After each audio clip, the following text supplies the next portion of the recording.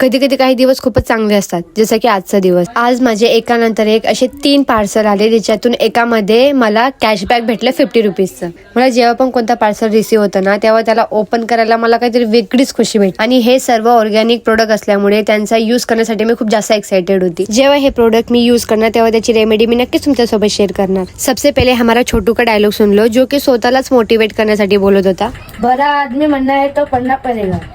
हो, सच्ची में. पढ़ना पड़ेगा. त्यानंतर गणेश चतुर्थी असल्यामुळे मम्मीने पूर्णाचं जेवण बनवलं. पण हे जेवण बनवताना मम्मीने मला एकदा पण फोर्स नाही केला. आरती झाल्यावर सर्वांनी देवदर्शन केलं, पण आमच्या छोटूकडे बुद्धी कमी असल्यामुळे त्याने बुद्धीची मागणी गणपती बाप्पाजवळ ठेवली. यावेळी आमच्याकडे असं बघत होता जसं काय आम्ही काही काला जादू करतोय. मला समजत नाही, जेव्हा पण माझा झगडा माझ्या मोठ्या भावासोबत होतो तेव्हा माझ्या लहान भावाला गुस्सा का येतो. याला का असं वाटतं की याचा मोठा भाऊ देव माणूस आहे, तो कधीच गलती नाही करू शकत. आता मला कळलं की माझ्या मम्मीने मला पूर्णाचं जेवण बनवताना फोर्स का नाही केला, कारण की भांडे माझ्याच नावाचे होते.